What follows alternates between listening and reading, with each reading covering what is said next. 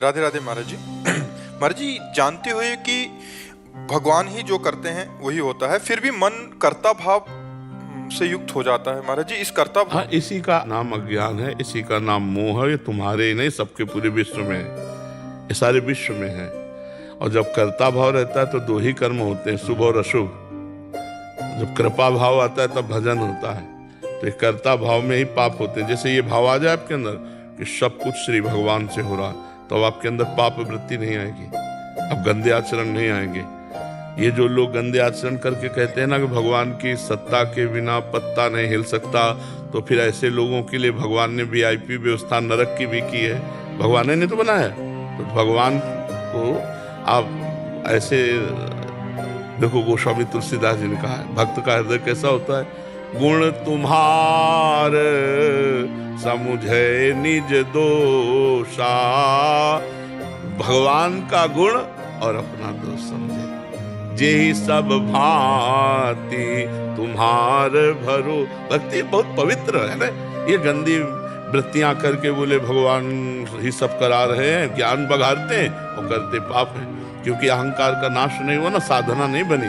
तो बच्चा, बिना साधना के अहंकार नहीं नष्ट होता। अगर हम गुरु शरणागत होकर उनके कथनानुसार भगवत भजन करें, साधन करें, तो धीरे धीरे अहंकार नष्ट हो जाए। बिल्कुल ऐसे दिखाई देता है जैसे कार में हम बैठे हैं, ड्राइवर चला रहा है लक्ष्य की तरफ, हम केवल बैठे हैं। तो ऐसे दिखाई देता है हम केवल बैठे हैं, सब हो रहा है। तभी तो कर्ता भाव। और जब तक कर्ता भाव रहता है तब तक मूर्खता रहती है।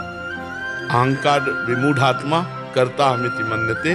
मैं करता हूँ, मैंने ऐसा किया, मैं ऐसा करूंगा। ये अहंकार जब तक रहता है तो मूढ़ता रहती है, और मूढ़ता जब तक रहती है तब तो घोर अज्ञान ही है। तो भले अच्छे अच्छे कार्य करता हो, लेकिन वो अहंकारी है, इसलिए अध्यात्म उसमें टिकेगा नहीं। तो हमें लगता है बच्चा, नाम जप करो, शास्त्रों का स्वाध्याय करो, सत्संग सुनो, और अपने जो कार्य में हो उस कार्य को पूजा समझो।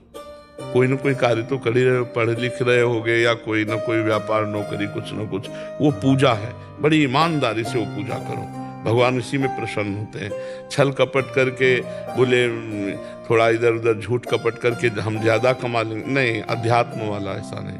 वो भगवान 100 रुपये में ही बहुत आनंदित रखेंगे, और 1 लाख रुपया भी मानी के लाओगे, वो जलाएगा और भगवान से विमुख कर देगा। तो चैन शांति चाहते हैं पर करते अधर्म है, इसलिए अशांत और बेचैन रहते हैं।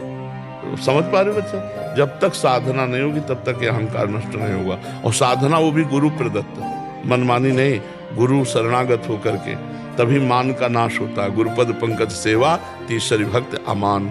अभिमान रहित होना, मान रहित होना, ये गुरु कृपा से होता है। गुरु चरण रज लगेगी, उनकी आज्ञा का पालन, तो आपको ये अनुभव होगा कि हम तो नीच अधम हैं।